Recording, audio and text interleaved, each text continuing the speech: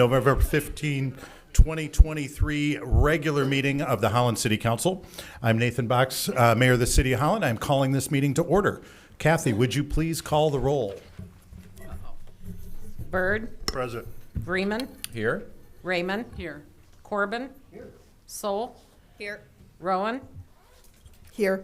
Shea. Here. Schulteis. Present. Mayor Box. Present. We have a quorum. Great, thank you. We're going to begin this evening, as we have for many years, first with an opening prayer, this evening by Councilmember Vreeman, followed immediately by the Pledge of Allegiance, and we would invite you to join us. Please join me if you're inclined. Lord, we come before you this evening, and we're grateful again for the season that we're enjoying and the changing of colors and temperature, and for upcoming holidays as well. We're excited that you have led through this community to elect new leaders.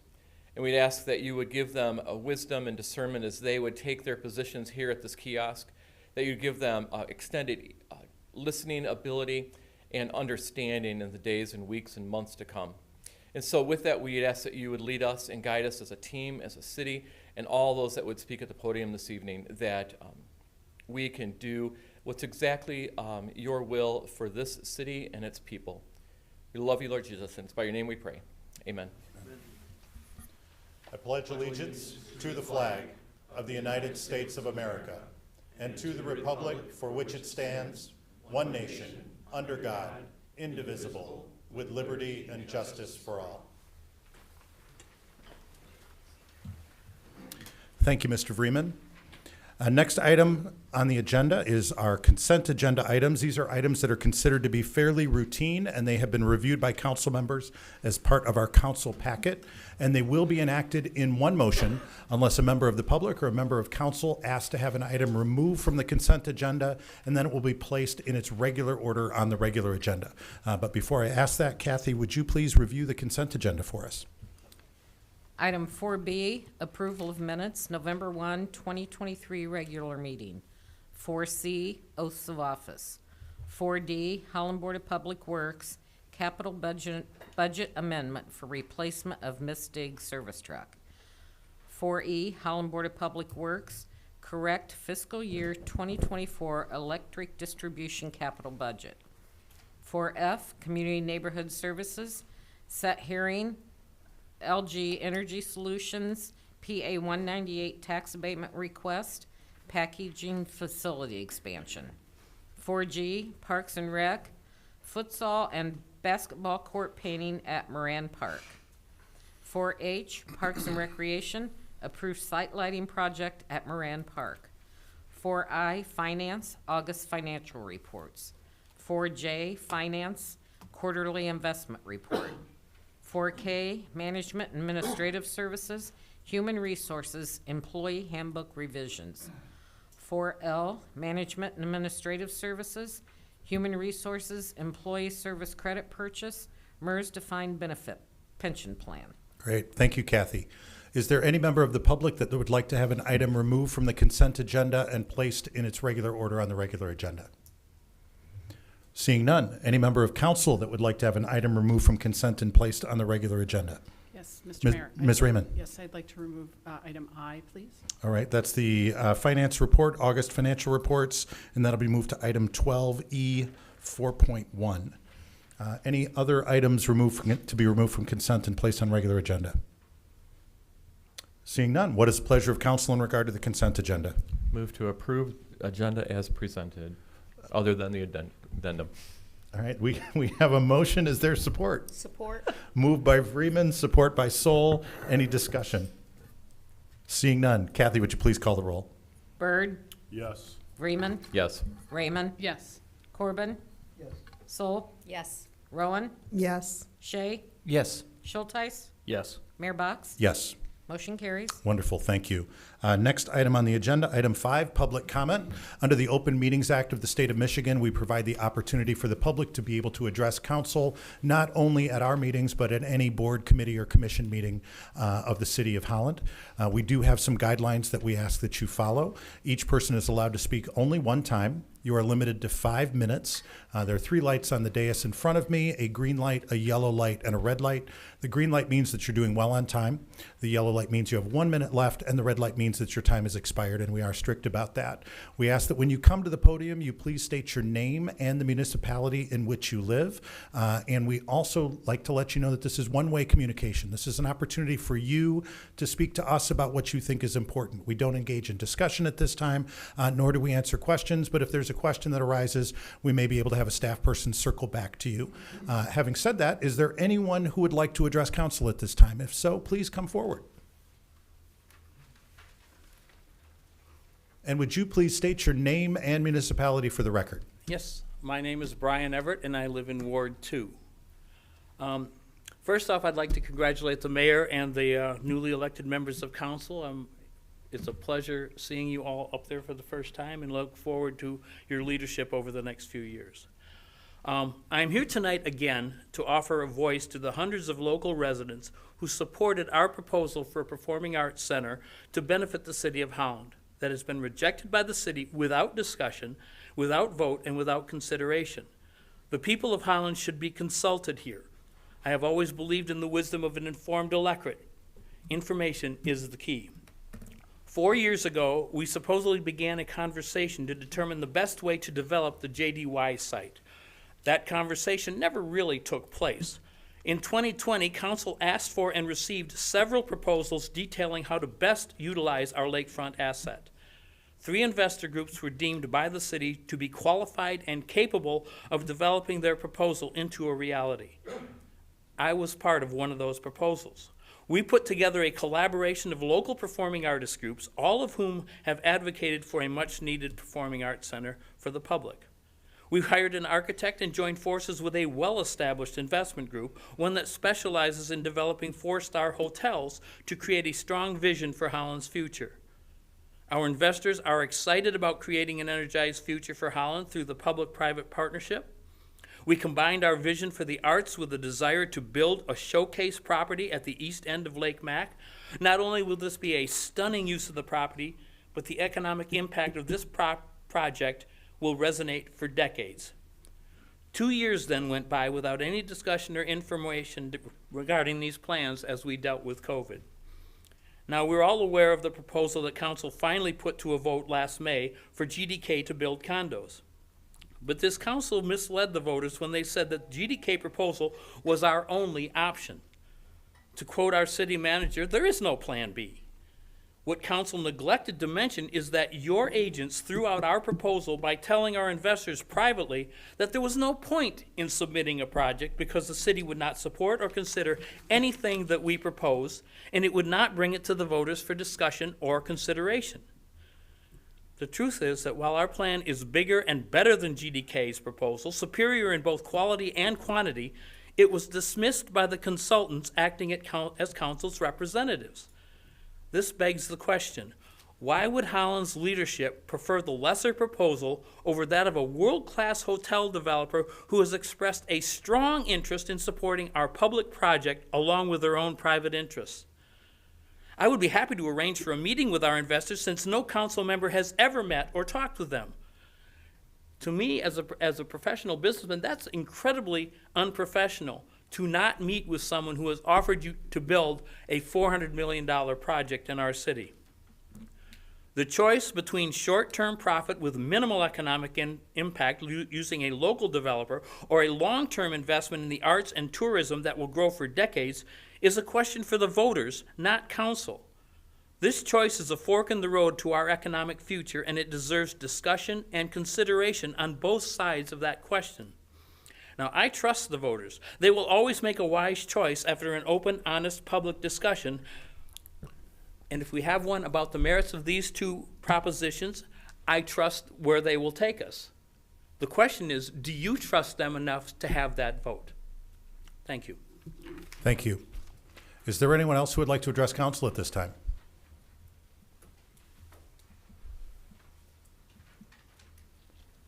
And would you please state your name and municipality for the record? Ann Henriksen, Zealand, and congratulations. It's nice to see these new faces, and here we go. I've spoken at almost every City of Holland council meetings for the past 4 years and intend to make it now 6. I'm an advocate for religious expression and freedom of speech that has been hindered by the council majority with the enactment of the 2020 Anti-Discrimination Ordinance, which deliberately pitted one people group against another. Please become familiar with this ordinance, now named the DEI, the poster boy of the Human Relations Commission's actions. Being new to the council, you will go through an orientation to familiarize yourself with governing protocol. Through this process, you may have training with a gentleman who will teach you how to govern in unity. In my observation of the last council, it appeared that the continual lack of questioning any item presented up for a vote to the council has been due to the dominance of leadership. I saw with my own eyes this intimidation take place when a councilman desired a DEI policy rather than an ordinance. Because of this, the embarrassed councilman voted for the ordinance rather than what he believed was right. My point is this: you now represent the people, not the council, not the mayor, but the people. You are responsible to the desire of your constituency. Do your research and vote your conscience, or what is right for all people, not to the appearance of unity. We are fortunate to have support for a religious expression by an excellent law firm, First Liberty Institute in Plano, Texas. They have a 90% win rate even to the Supreme Court. See Coach Kennedy, Pennsylvania. The representative was here this weekend to speak at the Ottawa County Commissioners meeting. They have their eye on the City Council and the Anti-Discrimination Ordinance and the Ottawa County Commissioner's situation. The representative is training us in advocacy. Just last year, the separation of church and state was overturned by the Supreme Court, 2022. Lemon versus Kurtzman, enacted in 1971, is now null and void. We will be requesting the major change at future meetings that the City of Holland research this and adjust its policy to the use of the Collin Park bandshell and stage to liberally accommodate any religious worship and service. One more thing to ask the mayor this evening. We are requesting that you declare April Faith Month 2024. Last year, the residents emailed and called Mayor Box, and he made the declaration at the end of April. Such declarations are usually made during the first week of the month. I will be sending you an email concerning this, and the committees are already making plans. I'm looking forward to serving you, council, and the citizens of the area in the months ahead, and thank you for your attention. Thank you. Is there anyone else who would like to address council at this time?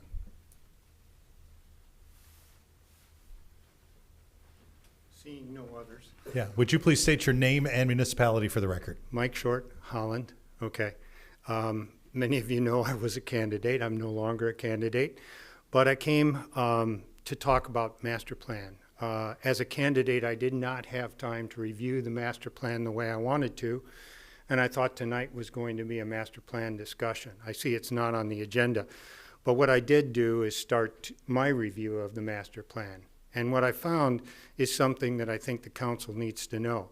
Back in July, the Planning Commission brought the master plan draft to the council. I believe they brought it with a report, and the report indicated that it was ready for review for public comment, scheduled for October 10th of this past month, okay? And they proposed that by October 22nd, the master plan would be approved by council, okay? At the point of my review, it's a 164-page document. But as a 164-page document, I got through about 12 pages over the last 2 days, reading word for word and comparing it to the 2021 document. With that, I hope I have enough time to say what I want to say. 164 pages is a massive document, but in it, I found 5 new documents, okay? And they're hyperlinked. But what you find is the hyperlinks don't work. So I could not read those 5 documents.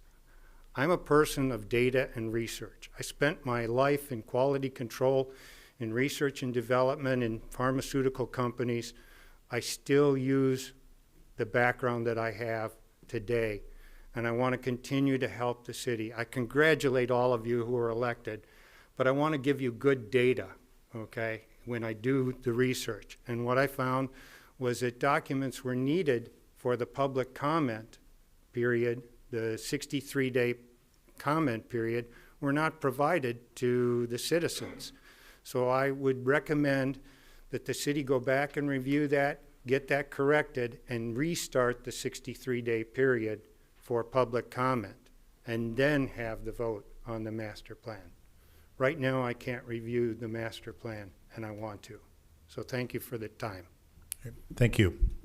Is there anyone else who would like to address council at this time?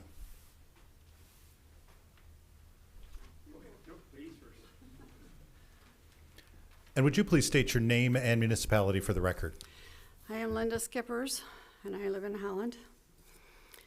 I have read that at some point there will be discussion among all of you for rezoning. Again, we have talked about this a year and a half ago, or 2 years ago, was it? Rezoning will be an issue, allowing single-family homes to become a home for more than one family. It is very well known that most people in good, clean, safe neighborhoods do not want Holland rezoned. It will be a very negative thing. A while ago, many of us had talked about this with reasons why it will mess up Holland. People like to live in a nice neighborhood that aren't filled up with rental areas, cars that you had okayed in the future, you had okayed to park them in the side yards and backyards. We would not have the safety we now enjoy because rentals bring in many different kinds of people. Many people do not keep rental areas in good shape because they do not own that area. We have seen this before. We already see so many garbage cans on the sides of the roads. Adding rentals will add more garbage cans. Holland will be changed in a very negative way if you push for rezoning. Thank you. Thank you. Is there anyone else who would like to address council at this time?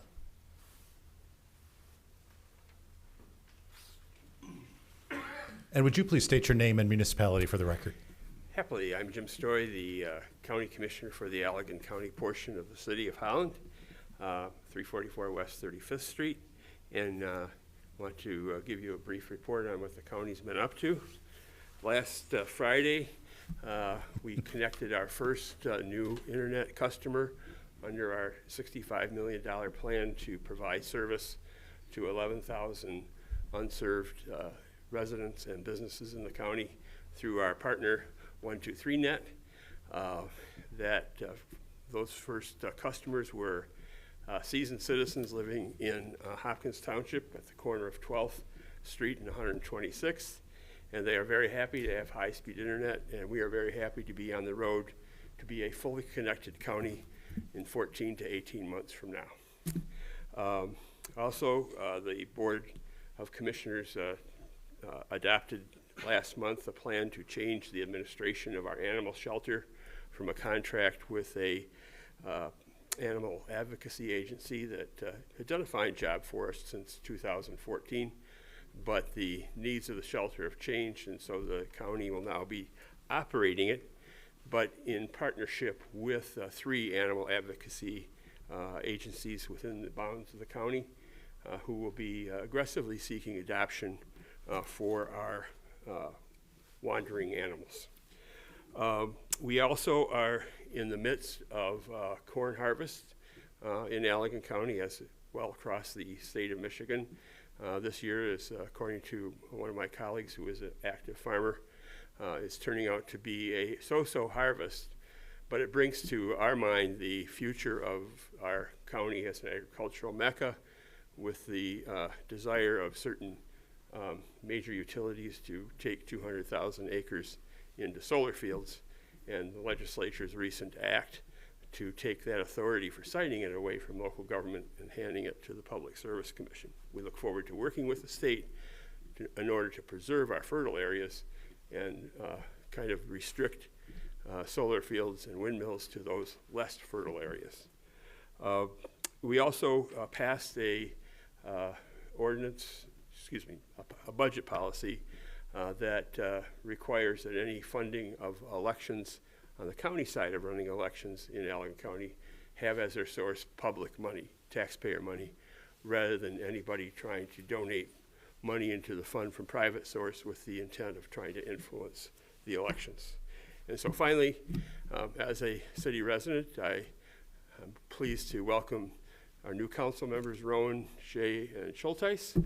Congratulate you on your election. Congratulate the mayor and Councilwoman Raymond on their re-election. Look forward to, again, working with you over the next few years as together we provide good service and good protection to our residents that we jointly serve. Thank you. Great. Thank you. Is there anyone else who would like to address council at this time?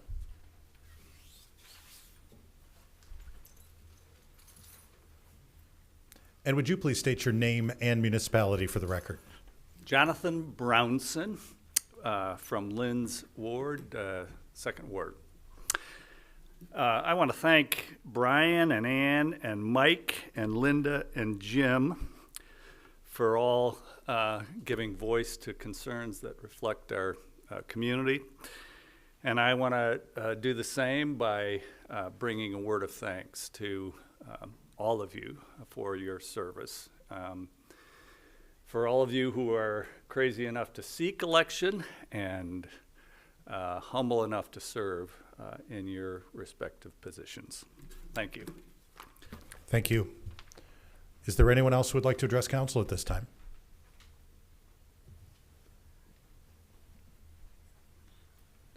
And would you please state your name and municipality for the record? My name is Orlando Estrada. I live in Ward 2. And congratulations to everybody who successfully won their election. Another hard-fought battle going door to door. Totally get it. I look forward to working with everybody because we all care about City Holland no matter what anybody else thinks outside of this room. And honorable mention to Holland Sentinel for their bias. So what I want to bring up to the council today is the clay pipes that are underneath the road again. There are some houses where they're like connected with each other to where if it backs up, maybe 2 or 3 home residents might have an issue with some sewage issues, obviously. And that's because if they're clay, roots go in there. So I don't know if someone could kindly direct me or I can meet with somebody about what I could do to help versus being someone that wants to complain, be a solution and say, hey, what would I have to do as a resident or as a community person to say, what can we do to actually figure out when these might get replaced? Or is there going to be a phone number where someone can get help if there's a burst in the pipe? So just want to bring that to attention to the new electives and also the re-elected. Another thing I'd like to bring up as well is I also like to echo that the waterfront project, I don't know if there was 1, 2, 3, or 4 proposals, but when I found that there was an opportunity potentially for a performing arts center, I think that'd be amazing for millennials. I think it'd be amazing for the city. And if there is an opportunity to consider it, I really urge and hope that you guys would do such things. And I believe also everybody here is in agreement for affordable housing. So I hope we keep that mantra of that if there's a way to keep somebody that's in a home to stay in a home, and if they're struggling with payments, that hopefully they don't get evicted, and we can find answers to keep them in there, because I know families are struggling right now, and keep everybody accountable. Other than that, God bless you guys and everybody in this room. You all have a great day. Thank you. Thank you. Is there anyone else who would like to address council at this time? Seeing none, I will close the public comment period. Next item of the day, special order of the day, public hearings, organizational meeting of the Holland City Council. This is our first meeting of the first meeting of this session of council. Welcome new council members. And one of the first things that we need to do is elect a mayor pro tem. The job of the mayor pro tem is to fill in when I'm not able to be here and to cover meetings when I'm not here or do other duties. And at this time, I would open the floor for nominations for mayor pro tem. Mr. Byrd. We've had Scott as our mayor pro temp for the last 4 years, has it been? 2. 2 years. Man, Seems like 4. it does. Not on you. We miss Mike Gertui. So I believe we ran smoothly with Scott in that position. I'd like to nominate Scott. All right, we have a motion. Is there a second? Second?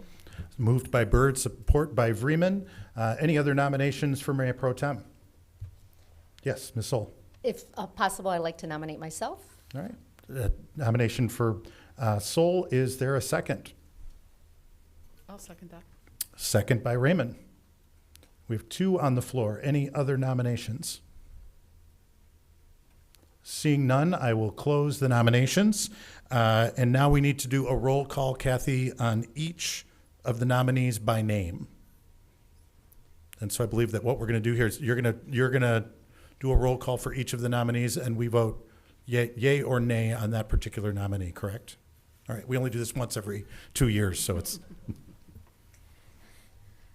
Okay, for Councilmember Corbin, Vreeman, Yes. Raymond, Yes. Corbin. Yes. Sol, No. Rowan, Yes. Shay, Yes. Schulteis, Yes. Byrd, Yes. Mayor Box. yes. 8 yes, 1 no. All right. Okay, Councilmember Sol, Raymond, No. Corbin. No. Sol, Yes. Rowan, No. Shay, No. Schulteis, No. Byrd, No. Freeman, No. Mayor Box. No. 1 no, 8 no. 1 yes, 8 no. Councilmember Corbin. Great, thank you. Next item, which it kind of goes along with Mayor Pro Tem, but kind of does not, is we also have what's called a Chief Governance Officer. That is the person that is, I like to refer to as the one who is the keeper of the faith in regard to our rules of council and decorum. And I would open up nominations to the floor for Chief Governance Officer.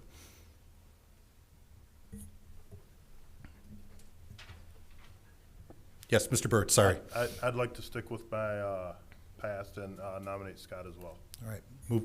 So there's a motion by Byrd. Is there support? Support. Support by Vreeman. Any other nominations for Chief Governance Officer? Seeing none, I will close the nominations. Kathy, would you please call the roll in regard to Mr. Corbin as Chief Governance Officer?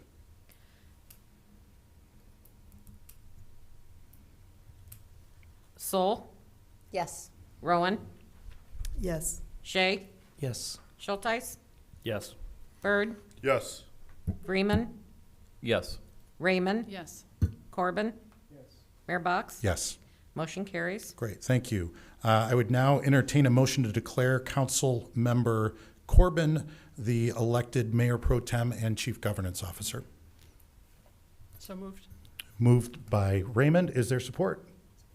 Support by Sol. Any discussion? Could you do one more roll call vote for us there, Kathy? Rowan, Yes. Shay, Yes. Schulteis, Yes. Byrd, Yes. Freeman, Yes. Raymond, Yes. Corbin. Sol, Yes. Mayor Box. Yes. Motion carries. Great, thank you. Congratulations, Mr. Corbin. It's a pleasure to serve with you again. Thank you, everyone. Appreciate it. Next item on the agenda is a motion to declare, or excuse me, a resolution on the meetings of the Holland City Council. Included in the packet was a list of the meeting dates for the upcoming year. Could I please have a motion in regard to the meetings of the council? Move to accept the meeting schedule as presented. Moved by Vreeman. Is there support? Support. Support by Sol. Any discussion? Kathy, would you please call the roll? Corbin. Yes. Sol, Yes. Rowan, Yes. Shay, Yes. Schulteis, Yes. Byrd, Yes. Freeman, Yes. Raymond, Yes. Mayor Box. Yes. Motion carries. Great, thank you. Also included in the packet are our current rules of council. New members of council, we recognize the fact that you have not had the opportunity to have any input in regard to the rules of council, but it is our practice at the beginning of each session to adopt the rules, but they can be reviewed and amended at any time. And we do have a council retreat coming up in January. And after you've had an opportunity to be able to review them and maybe live under the rules for a little bit, you can always make suggestions and motions for amendments to those rules. But at this point, I would entertain a motion from council in regard to adoption of the present rules of council. Move to adopt the rules of council. Great. Moved by Vreeman. Is there support? Support by Byrd. Any discussion? Seeing none. Kathy, would you please call the roll? Shay, Yes. Schulteis, Yes. Byrd, Yes. Freeman, Yes. Raymond, Yes. Corbin, Soul, Yes. Rowan, Yes. Mayor Box. Yes. Motion carries. Thank you. And then also under our city charter, we do need to adopt a resolution in regard to the organization of the Planning Commission. And that was also included in the packet. For the new members of council, there is a requirement in the charter that both the mayor and one member of council are members of the Planning Commission. And then we have a staff member, and then the remainder as volunteer members of the Planning Commission. I'm going to take this opportunity also to let the public know that there is going to be an upcoming vacancy on the Planning Commission. Jeff Genova, who's a citizen member of the Planning Commission, has recently been hired by the Downtown Development Authority, so there will be a vacancy. So if you're interested in that, please contact City Hall and put your application in. But at this time, I would entertain a motion to continue the organization of the Planning Commission. So moved by Corbin. Moved by Corbin. Is there support? Support. Support by Soul. Any discussion? Seeing none. Kathy, would you please call the roll? Schulteis, Yes. Byrd, Yes. Freeman, Yes. Raymond, Yes. Corbin, Soul, Yes. Rowan, Yes. Shay, Yes. Mayor Box. Yes. Motion carries. Great, thank you. Next item, item number 9, written petitions and communications. In addition to providing the public the opportunity to speak to us directly during our meetings at public comment period, we do also provide an email that you can send email that will be received by all council members. Council members review those as part of our packet, and then if we do receive them, we accept them into the record at our regular meetings. We do not have any this evening, and even if we did, we would not be reading them out loud, but just rather accepting them into the roll. Do always like to remind the public that email address is publiccomment@cityofholland.com. That's publiccomment@cityofholland.com. Next item on the agenda, item 12A4, large electric customer rate revisions. Mr. Van Beek. This might be the longest you've gone without speaking at a meeting. I really enjoy it, actually. Some of you probably do also. Thank you, Mr. Mayor and council members. Welcome to the new council members. This one is easy. I get to invite up Mr. Dave Koster, who's hiding. Oh, there you are. Hi, Dave. Dave is the general manager for the Holland Board of Public Works. And some of you may know, but if not, the Board of Public Works has an appointed board that manages the Board of Public Works. Several actions that they take, they are authorized to do, and then there's other actions that need to flow into council. And there are 2 items tonight that are important considerations that Dave and the team at the Board of Public Works have been working on for some time, and we thought it important to make sure that this was on your regular agenda, and Dave is going to walk us through that now. So welcome, Dave. Thank you, Keith. Good evening, Mayor and members of City Council. Great to be with you. Yeah, I look forward to working closer with the newly elected council members and helping in terms of orientation. It's a great relationship that the Board of Public Works and the city staff have on a lot of issues in our community. Tonight, I'm here to, Keith thought it'd be a good opening night to just introduce electric rate policy as a first thing for the new council members to deal with. Light topic. But no, this is an effort that's been underway for some time to address customer concentration risk that is developing and continuing to emerge within our electric sector. Primarily, that's what's being addressed tonight. But it's not a new topic for us. We've dealt with customer concentration risk in one of our other utilities for years, and that's our wastewater utility. We have a lot of food processing industries in the area that give high-strength waste, and so we've done a really creative approach, I think, in our wastewater utility to managing to allow growth of those customers. But then at a certain point, they have to put in pre-treatment when they reach a certain percentage, so we're not over-allocating an asset to one customer so that if something happens unexpected and that customer should leave, that it strands that asset and then it becomes a risk for the rest of the community. So now we're facing that a little bit here on the electric side, and so working to address that tonight. What is, again, customer concentration risk here? As we see particular customers grow, they could get to a point where we're making very large investments for them, not only in the delivery infrastructure, which we have ways of dealing with, but also in the actual power supply. And generally, the power supply tends to be magnitudes of cost higher, per megawatt that it takes to serve than the delivery infrastructure in our community.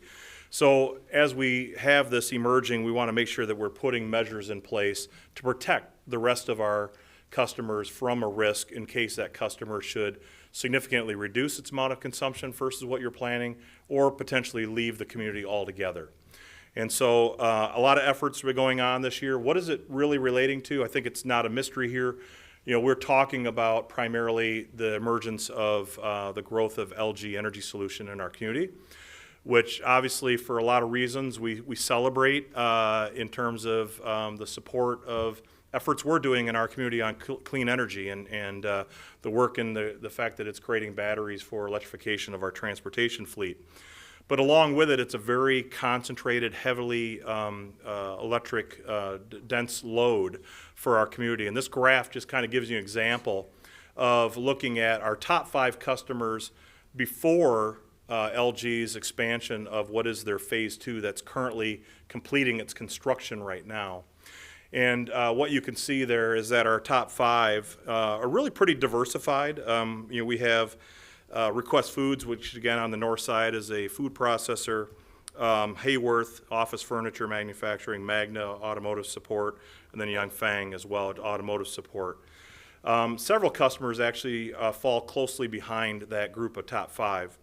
But with LG expansion, both at their phase 1, which is actually going through an expansion process over this next year and about doubling in its size within the same footprint, but then also an increase due to the phase 2 construction.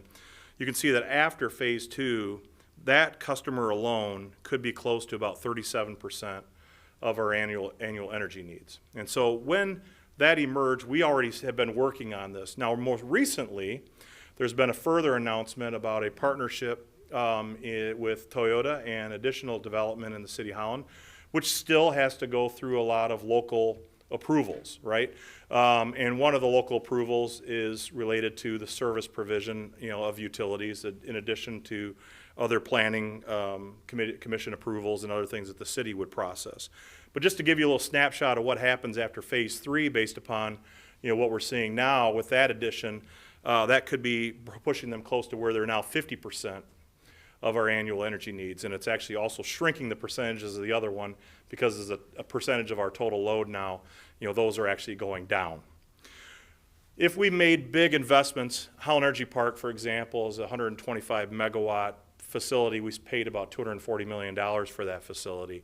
That's a very large investment for our community that if something were to happen that represented 50% of our load, we wouldn't want to be in a position where now all of a sudden that risk had to be spread to all of our other customers. So our staff has been busy working on measures to deal with that.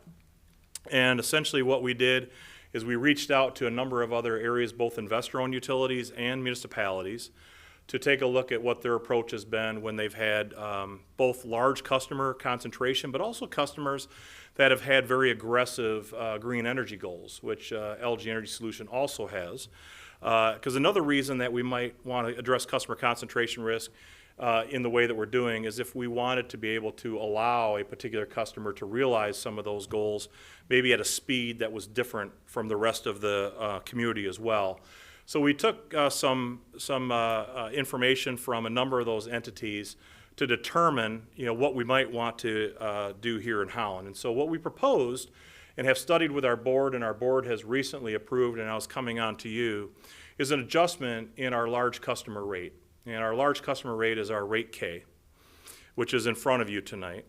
That rate K essentially would have an element of it which, after a certain size, would start to shift the cost of the rate, or essentially the rate that we're charging, to not being within our bundled cost of service anymore, but rather being a pass-through from the wholesale market to that customer. So we're not out there making an investment in new supplies. We're simply saying the cost of that wholesale market will pass through to you, and you can determine from a hedging perspective or from a power supply acquisition standpoint, what will work for you in terms of your risk tolerance and some of your supply objectives.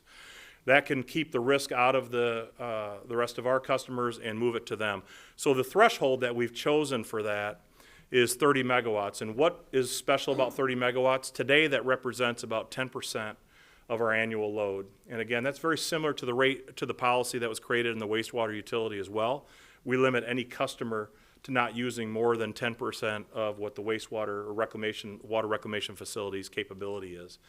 And so this is a reasonable threshold to where, we're still providing a bundled service for up to that level.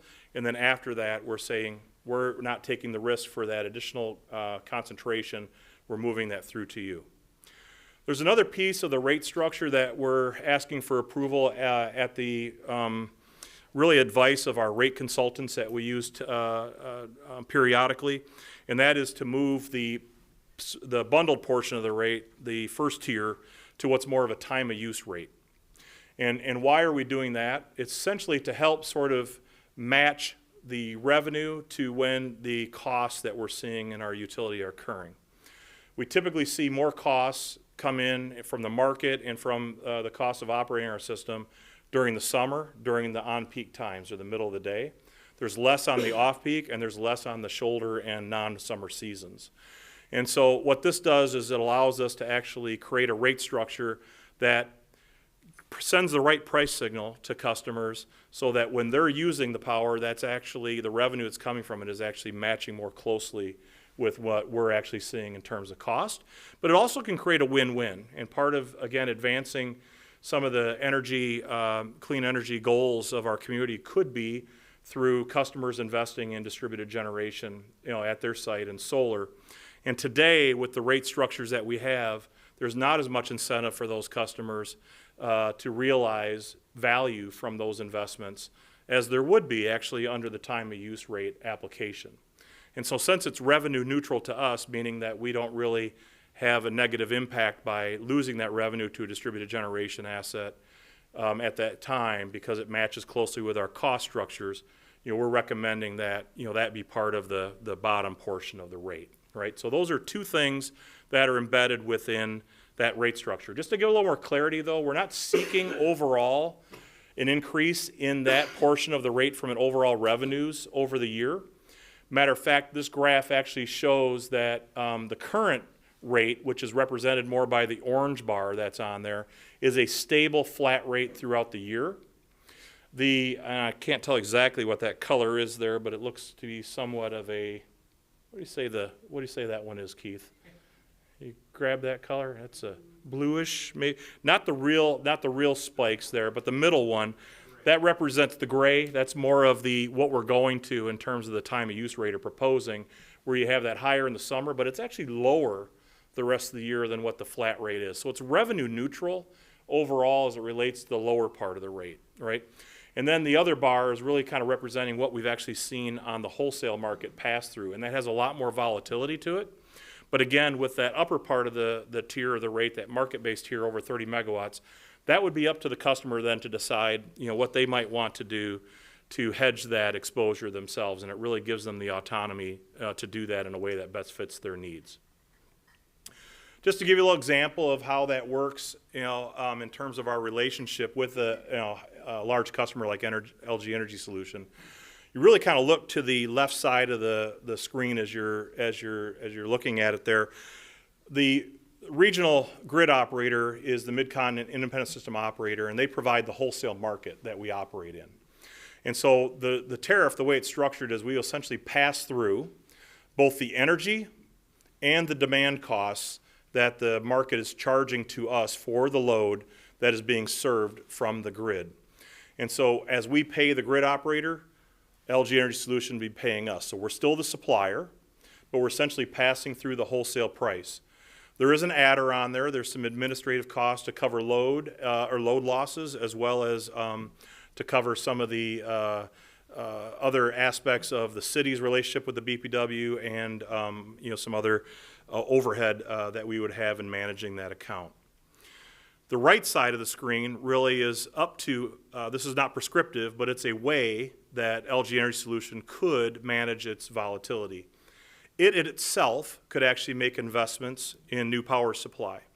I don't know if anybody has seen a recent news article, but Amazon is looking at actually in Van Buren County investment in a solar farm there. You're seeing that more and more by very large industrial companies like Amazon and Google and others, where they are taking a position, and those companies often are being served under these market-based rates so that they can better perfect the amount of revenue that the market's going to pay them for those investments to the cost that their host utilities where they're operating are actually charging them for those loads. So in this particular case, by making those investments and having that same grid pay for the power that's coming out of those investments, they can actually match that up with what we're charging them over here to have that cancel, which leaves the price that they're paying for the actual investment in those facilities as being the cost that they're paying. But again, not prescriptive. They don't have to do that.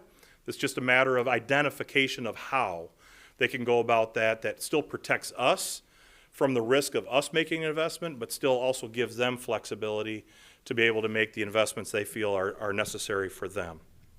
Dave? Before Yeah, the two sure. I don't And wanna I'm miss about this. there, so on that, yeah, Okay, please. I'm afraid I'm missing this question in getting past this, but you said administrative cost would be covered, right? Yes. But we own the transmission systems, right? The maintenance of that and replacement. Is there a fee that's being applied as well to Yes, that? so the rate structure, if you look at the rate sheet, there's the energy and demand portion of the rate that covers the power supply. And then there's a transmission element that covers transmission that we're bringing in from outside of Holland. And then there's the delivery portion of the rate, and that pays for the delivery of power on our local system. So the replacement and maintenance of our local distribution network. So, and that one does not have, that one is the same rate that the bundled portion of the rate would be. And so that is not, it's really just the power supply that has this market-based threshold associated with it. So no risk in terms of a loss of revenue to support the delivery system here locally, Scott. Thank you. Yeah. Any other Yeah, and questions then, for Dave? yeah, the last thing I was just gonna say is, again, another resources that are available to them, we actually work through a joint action agency here in Michigan called Michigan Public Power Agency. They help us as an entity source power from different power supplies. They may also be able to be available to some of our customers that reach this level to help facilitate, not take a ownership position for them, but help maybe broker arrangements that we're getting involved in to allow them to make the kind of investments in those resources that we are making side by side along with us. And there are other resources that are available as a lot of these large energy consumers are growing in their interest in taking an active position in their electric portfolios, such as the Clean Energy Buyers Association. So we've been very active at working with LG as we've been investigating this, and then obviously the determination of what ultimately we're bringing for our recommendation to the board and city council. We've been very consistent in relaying the message to them so that for their planning purposes. Which is another reason, if you look at the recommendation tonight, it's to adopt the new rate sheet for the rate K that has the market-based tier in it. But it doesn't take effect until July 1 of 2024. That's to allow them, as well as their other customers that would be moving underneath that 30 megawatt threshold to the time of use rate to be able to make plans for that transition. So normally we bring you rate structure changes along the time that we're doing the budget amendment. Here, this is significant enough where we wanted to bring this earlier so that by July 1, companies had enough time to be able to understand and digest what's going on in here. Questions for Mr. Coster? I just, go ahead. quick question. You have been in communication with LG. Have you had any kind of feedback on how they're feeling about it, or? I would say that the risk, being passed to them is not necessarily something that they're thrilled with at this point, but I would say that it's not unusual, again, within the LG parent company. Some of these energy transactions are already being made, and at other facilities that aren't necessarily just they're partnerships that LG has had with others. There are other facilities where this type of arrangement is being made and those investments are happening. So as you can imagine, it's a getting up to speed for them and trying to figure out, okay, how am I going to tackle this? In the long run, what I would say is that there's increased volatility to them, but also you're passing through the actual wholesale cost. So in the long run, we're giving them essentially what the wholesale rate is going to be, minus with the addition of the administrative charges on top of it. But other than that, it's basically a pass through. So in the long run, they're seeing about as low a price as they could potentially see. It's just a matter for them to be able to figure out how they're going to manage the volatility side of it. Great. Thanks. Other questions? Yes, Ms. Sol. And Dave, this is just, this has been in the works. This is one of the options that you discussed prior, saying, we're willing to give it to them, what we get it for, and it's just a matter of where the road to get it to them, correct? Correct. We're the distribution of that. We're still charging them. We're still going to be the supplier, but we're just passing through the rate that MISO is going to charge us. So we're not making any long-term investments through this. It's really purely a risk mitigation strategy that we're doing to ask for this approval. Yep. Other questions? Great. Thank you, Dave. Appreciate it. Yeah, I've got one more after the vote here. I'll stick around. Thank you. What is the pleasure of council in regard to item 12A1, large electric customer rate revisions? Move to approve? Moved by Sol. Is there support? Support. Support by Shea. Any discussion?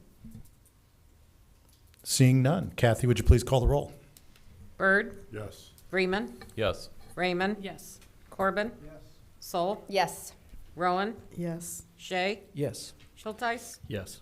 Mayor Box? Yes. Motion carries. Great, thank you. Next item on the agenda, 12A2, terms of service update. Mr. Van Beek, I'm just going to skip right over you and go directly to Mr. Coster. All right. Welcome back, Dave. Good to have you. So these changes are somewhat in support of what you just approved, and one of those things has to do with some definitions within our terms of service, specifically around totalization of customer meters. LG's site is really a campus of a number of different facilities and buildings, and so we wanted to be very clear about the fact that we're going to treat that entity as a whole, as opposed to the sum of the individual businesses that are there. And that really gets at that customer concentration risk issue again. We wouldn't want them to say, well, actually, this building isn't over 30 megawatts, and this one isn't over 30, and no, that one isn't over 30. So collectively, we're looking at it and treating it as a totalized customer so that it's very clear that they're going to hit that market-based threshold, really sooner than if they looked at each thing individually. So that was an important distinction that we wanted to make sure got into the definitions of the terms of service. And the second one there is for deposit requirements for rate K tenant accounts. We are actually, for the first time, starting to see fairly large energy users not be building owners, where they're actually coming in and using space. In particular, this is coming up in cryptocurrency mining, believe it or not, in our community. And so when you have that situation underneath our normal, where a building owner would be the actual electric customer, we could lien a deficiency in the bill, or a delinquency in the bill.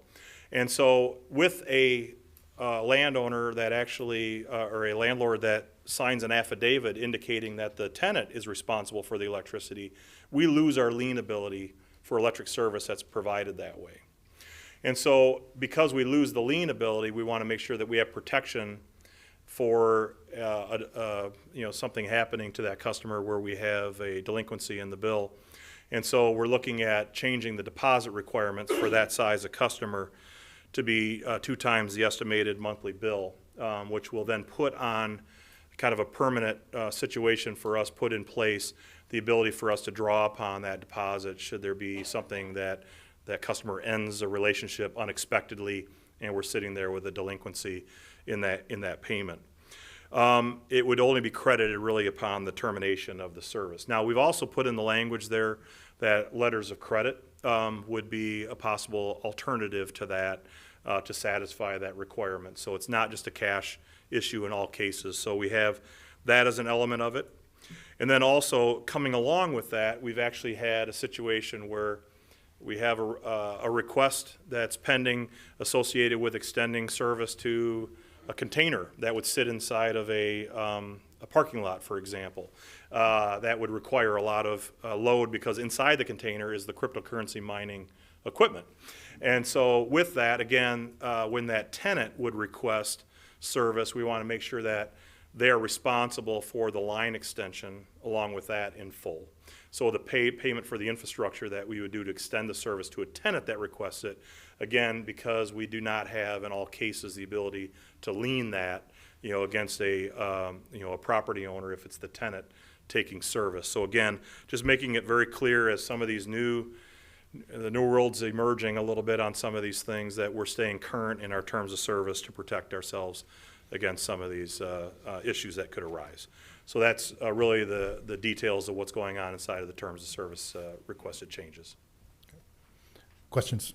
Mr. Schulteis. Yeah, Dave, thanks. A lot to digest. Just to validate, the account security deposit changes are only for rate K tenants. Is that accurate? Correct. Great, thanks. Yeah. For residential and commercial, that is not. We have a good payment history look at things, and the deposit is released upon some of that good payment history. It's really just the unique nature in this particular case of the industrial customers. Yeah. Okay. Other questions? Mr. Freeman. And Dave, can you clarify, is this for new customers or application for those that are already hitting this mark? Some elements of this are for the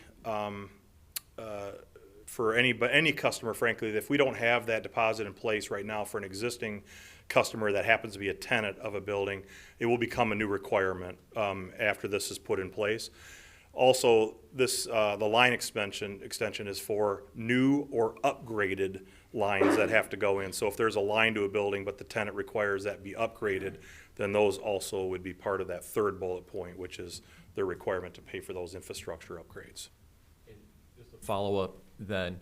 I saw there's a date of one rate to start this December, and then the new one you're wanting to right, do so the in terms July. of service would be more of an immediate thing because there's certain things in here that are really kind of pending that are not part of that large customer concentration issue, especially related to some of the deposit, requirements. But the other one is more of a rate change, so we want to make sure that we had enough time, for customers that were going to be existing customers and seeing those rate changes to be able to prepare for that. Yeah, you're right on the differences there. Thank you. Yep. Any other questions for Dave?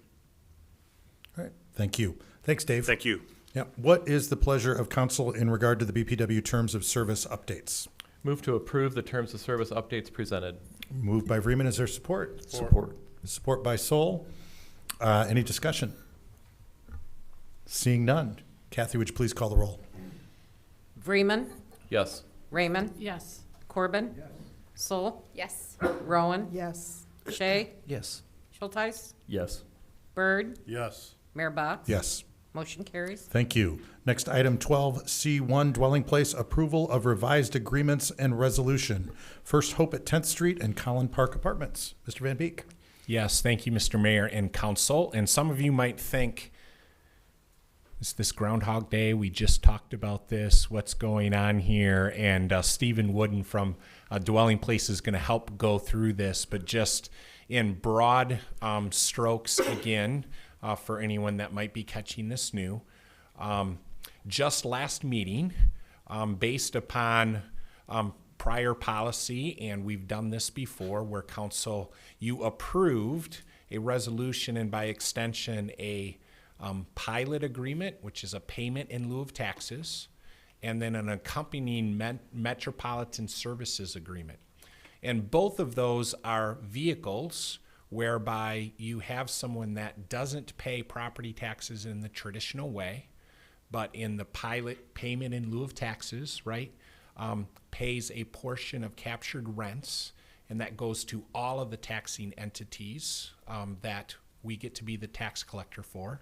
And then the Metropolitan Services Agreement is a specific payment to help specifically reimburse the city for those higher levels of service that we provide, particularly in police and fire. Nothing has changed in the agreements or from a staff perspective, the recommendation that we brought this to you because of the historic support for affordable housing and trying to work on different projects. And in this case, a project for Hope on 10th, and then supported also by the Collin Park project. Councils have talked about this for some time and have done various approvals. What changed here is that because of some late breaking things of a lot of detail in the background, some of the number of units needed to change. And we felt that it was perfectly appropriate because the agreements that were presented to you and you voted on 2 weeks ago, those numbers have changed slightly. So we felt it prudent and transparent and necessary to bring that forward to you and explain those slight changes. And I'm going to let Stephen come up and explain all of that because he'll do a better job than I would. And Stephen, could you please state your name and municipality for the record? Stephen Wooden, City of Grand Rapids Housing and Community Development Manager for Dwelling Place, and I'm glad I'm the follow-up act after BPW and rate policy because this is a much more relaxing topic of affordable housing finance, federal tax law, and property taxes, which is far easier to understand. So forgive me.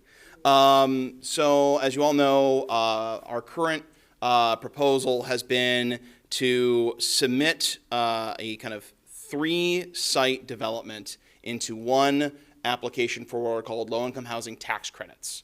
This is a federal incentive that is administered by the State Housing Authority, and it's a competitive application. And so the fortunate thing behind it is if you're successful, your deal is about 80% funded, and it means it's going to happen. It is the primary source of financing affordable housing in the United States. And we have previously applied twice for an affordable housing community that we proposed in downtown Holland consisting of Hope Church and First United Methodist. We were unsuccessful both times. We have since and worked with the City of Holland and Community Action House to identify a new site involving Collin Park. We had decided to propose a revised application that includes the Collin Park site that previously consisted of 41 apartments, 5 townhomes, and then adding on the Hope Church site that was 15 apartments. Since our last meeting, we also received one of the next steps in our preparation process, which is revised construction costs. And you get revisions over the time as you're developing your plans and you're checking with your general contractor, but you try to get the last revision only a few weeks before your application, especially in this environment when construction costs change a lot. And we've realized that by pursuing the 61 units that we have previously proposed for these sites, we reached a new level of bidding and procurement requirements that sometimes can have a modest increase in your cost.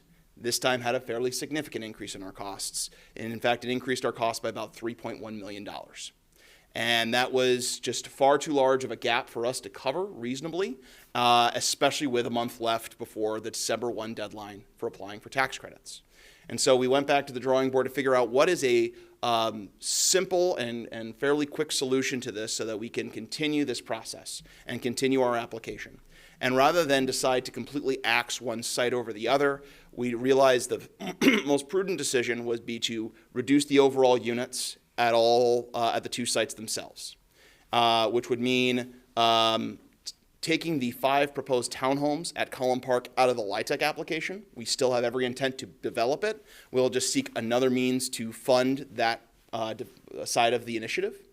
Reducing the overall units at Collin Park Apartments, the 3-story building that's been proposed just to the north of the townhomes, from 41 apartments to 38. And then reducing the Hope Church building from 15 apartments to 14, replacing one of those apartments with a community space, given that that site does not have one currently, or did not have one. And then rather than reduce the overall footprint of the Collin Park apartments, we're simply changing some 1-bedrooms to larger 2-bedrooms. And that allows us to go below that threshold that kicked the higher bidding and procurement requirements, thereby alleviating a large portion of that unexpected cost increase.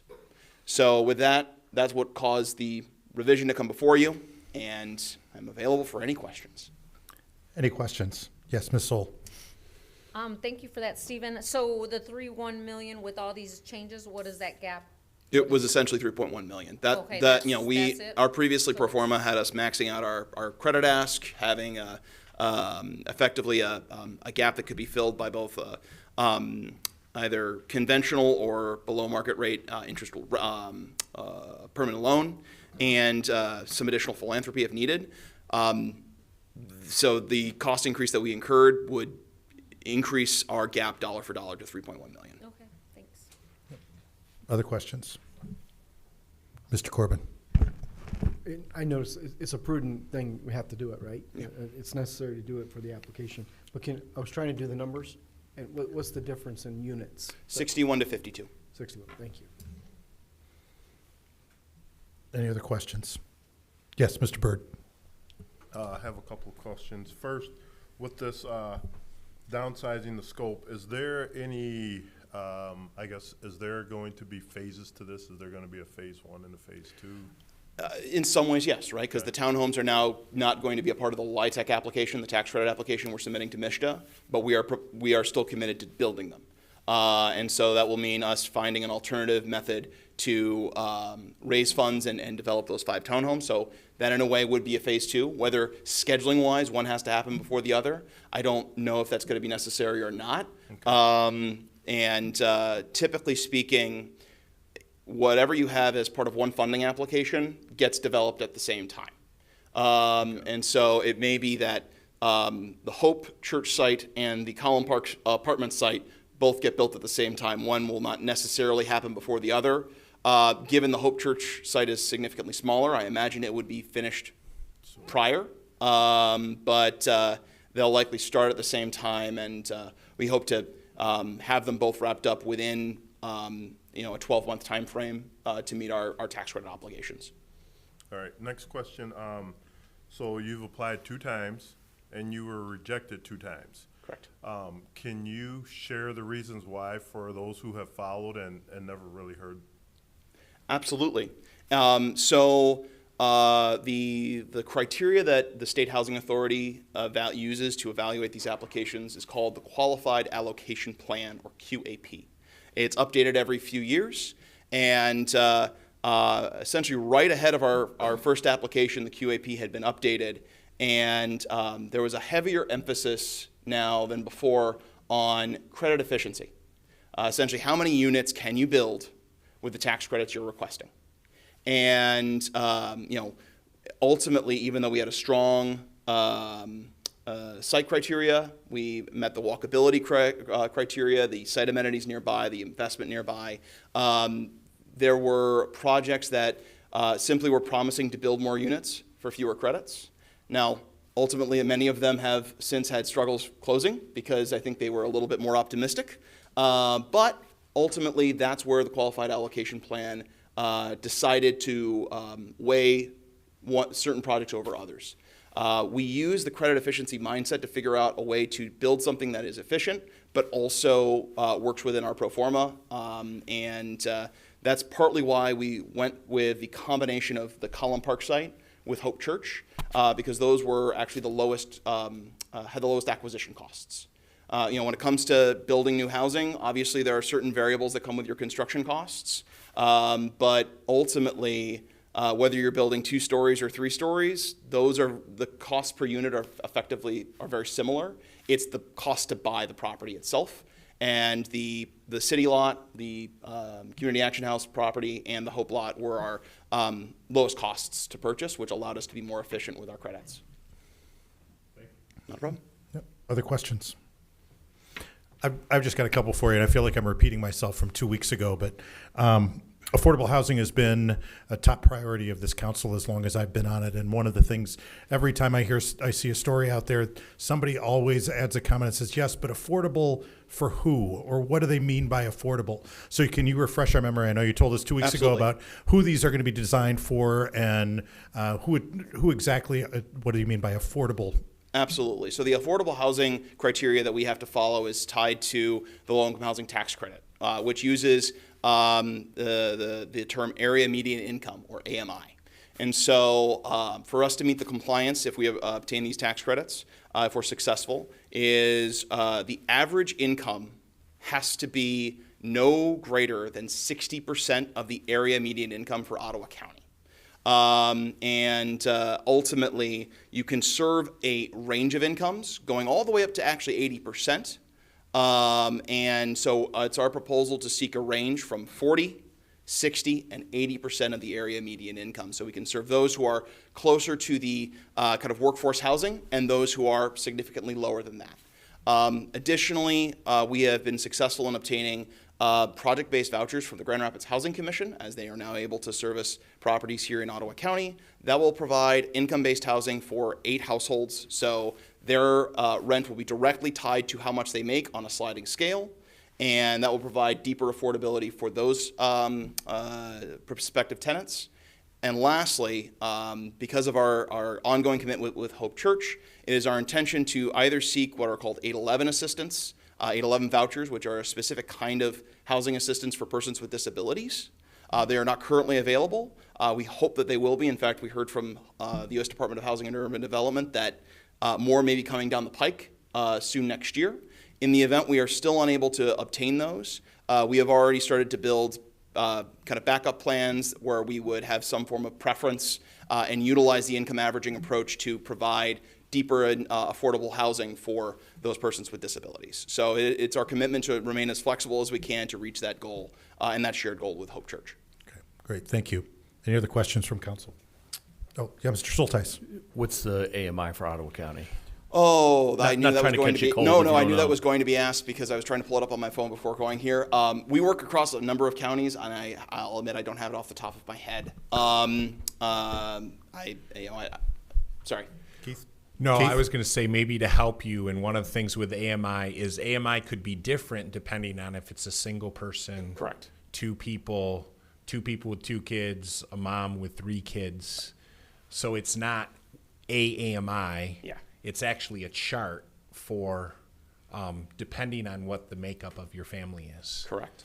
And really, what I was going to ask, if I could, Stephen, is we can talk about numbers which are hard for people to connect to.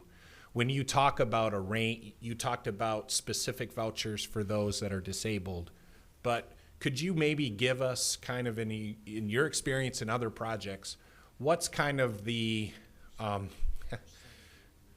personification of someone that maybe you foresee that would be living in these units between that 40 and 80% range? I'll be cautious about this just because, we always try to make sure that we're always falling within the bounds of fair housing, right? Not trying to create some kind of steering, but often we serve households who are part of that ALICE population, asset limited, income constrained, and employed.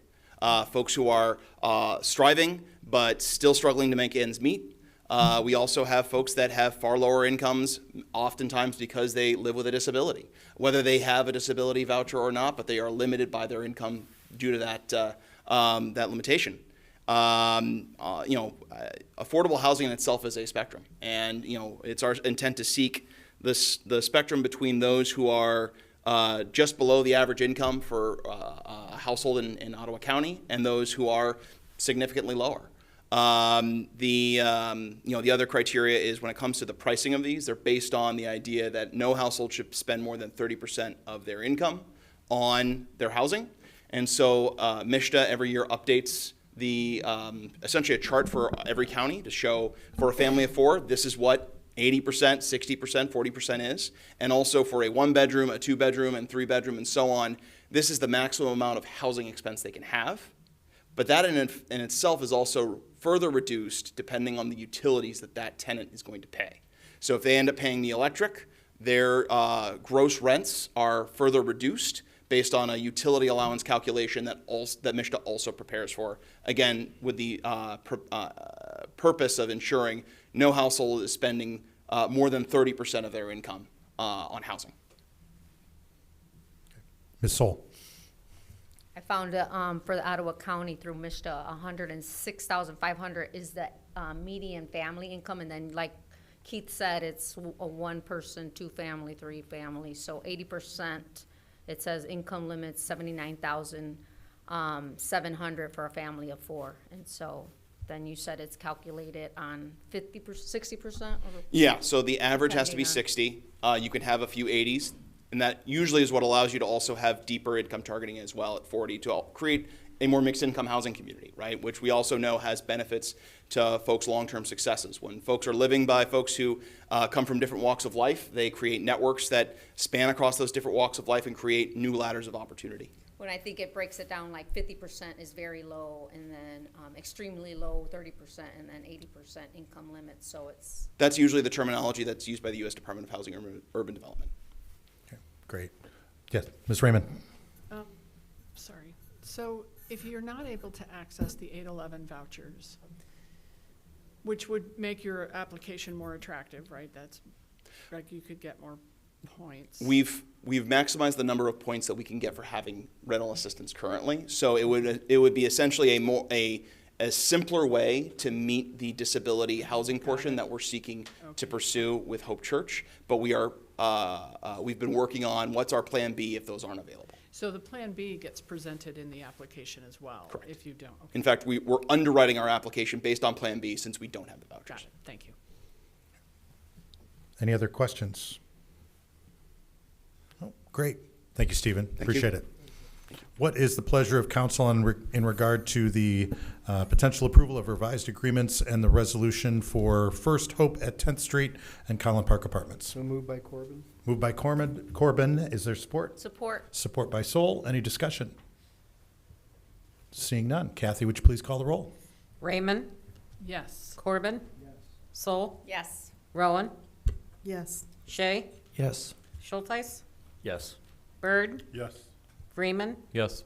Mayor Box. Yes. Motion carries. Great, thank you. We are next on to the item that was removed from the consent agenda, item 12E 4.1, August financial reports. Mr. Van Beek. Yes, thank you, Mr. Mayor and Council. Lynn is going to come forward and talk about what we provide to you every month, both quarterly quarterly investment reports, obviously quarterly, but the financial investments. So just an overview. And Lynn, why don't you just let me through? We did pull a few things, so if the PowerPoint is helpful, just tell me to advance. All right. Good evening, Mayor and members of City Council, and thank you for inviting me to present the August financial report. So to begin with, I want to just clarify that this is a report for all the city funds and does not include those maintained by the Holland Board of Public Works utility funds, because they have their own financial system and report separately to their board as well. We do, as you might recall, include everything together for both the audit and the budget on an annual basis. So I wanted to start with, included in your packet each month is several reports, and they kind of are long, so I kind of want to just talk about each of those reports before I get into a few details to help you as you read through those each month. So we also always begin on the lead page by telling you how many months of the year it is, because you'll see why I like to calculate that percent, because it helps you as you read the financials. So for August example, it's 2 months of the year, our fiscal year, or 16.67%. So we begin, the first two reports that are included are about the general fund. There's a summary of the general fund revenues, and then there's a summary of general fund revenues and expenditures by department. And we focus on the general fund a lot because it's our main operating fund for the city. So that is why we spend more time analyzing that. And so in a minute, I will walk you through a couple of those charts to kind of tell you where we're at. The next thing is the summary of all fund revenues and expenditures, including capital projects. So the city has 95 funds at the city, so there's a summary of total revenues and total expenditures for all 95 funds. So we only include total revenues, total expenditures. If you want to look, again, it would have that percent of budget used. So if you look through it, and you'll see 16.67 is where you kind of expect it to be. So if anything looks really odd, like maybe 1,000%, you might want to stop and look and ask yourself if it makes sense. That's what I do. But I will caution you, there are some funds that it is going to look a little odd because of the nature. If it's a fund that gets most of its funding revenues from property tax, the cycle here is August due date. So at the end of August, a lot of times the revenues will be close to 100%. So as you look through them on a more continual basis, you'll notice that. In those 95 funds, there are also a lot of funds that are related to grant tracking, and so those kind of don't have a pattern. You know, you can't really say, well, this is the tax cycle or that, because grants are very specific to whatever the specific grant is. But we keep all those funds for a very specific purpose, because we have to demonstrate that we only put revenues and expenditures related to whatever the purpose of that fund is. So that's why we do include all that detail in there, just for anyone who would like to take a look. The next item you'll see is a fund equity changes report, and basically that takes all of those funds and telling you kind of where we're ending at. So basically, what is our ending balance? In a lot of cases, that will be equivalent to what their ending cash base balance is, or at least close.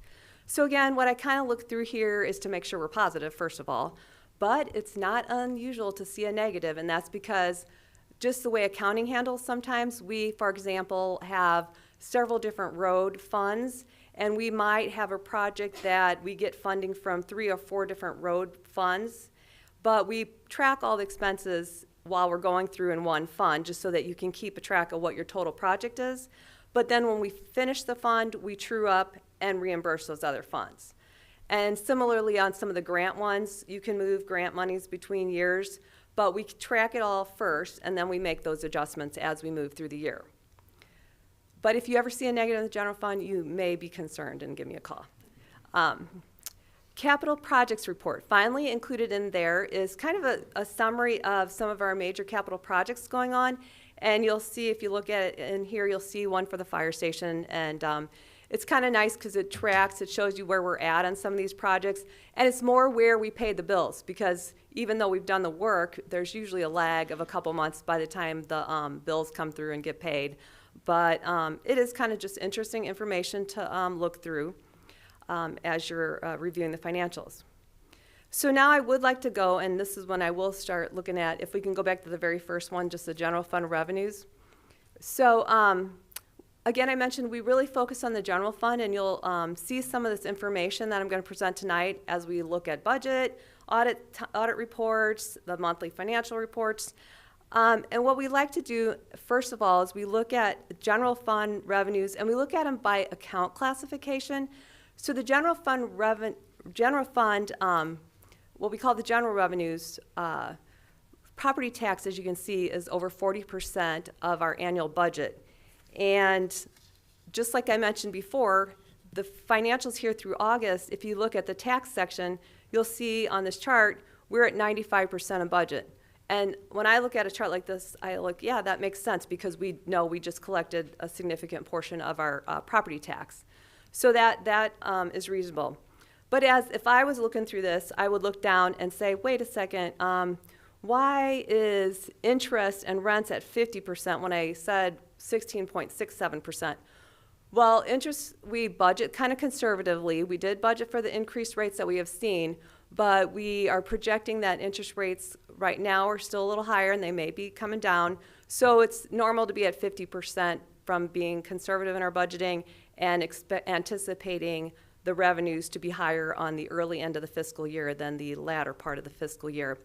Because remember, the budget doesn't account for cyclical nature of any of our revenues. So that's why I would think that was okay. Now, I did look at the other, quite frankly, and go, well, how could we be at 188%? And that is related to an adjustment. We're going through our annual audit. We're almost finished there. We'll be reported next month. And that's related to an audit adjustment, and it'll be reversed as we wrap up the audit year. So one other one I did want to kind of put, like state revenue sharing, that's at 0%, and that's a $5.9 million budgeted revenue item. So we get those passed through us, through the state passes those revenues down to us. So they do that on a every other month. So we just have the month, but the first one that comes in is really related to the fiscal year that we just closed. So that gets recorded back to the other year. So we'll expect to see our first payment here in the next couple of months that actually hits this fiscal year. So I assure you we are getting money from the state as far as we know. So overall, we're at 49%, which again is exactly as, it's very similar to prior years. And I did put a chart, but since we're so early in the fiscal year, except for the tax section, we just see lines blue, which is budget, and very small amounts for the orange. But we'll keep watching this throughout the year, and we'll hopefully see the revenues stay. We'll like the actuals to go above budget, actually, on the revenue side. That's okay. On the expense side, not so much. If we can move to the next one. Okay. So the next thing we like to look at is expenditures, and we do commonly look at them by department here. And they're not exactly department, but they're kind of areas that we manage. And again, remember that 16%. So the first thing I kind of look down to make sure is nothing's too far off on the 16%. And actually, I would usually anticipate them to be a little under the 16% because vendor invoices do lag. So when I look at it here for the month through August, I see everything is pretty much in line with what I would expect. And again, I put a chart, and again, it just shows public safety is a big portion of our budget. That's why it is so high. Parks and Rec as well. But again, our budget, we're still well below budget, and we do want to end up below or at least at budget. So this final one I like to put in here is general fund reserves. So that back to that report, that was the ending equity.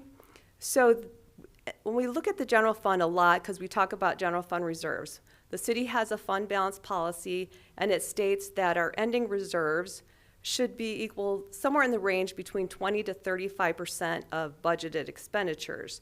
So the box is kind of hard to see on the chart, but we have been in that, and we ended actually fiscal year 23 back in June, slightly above it.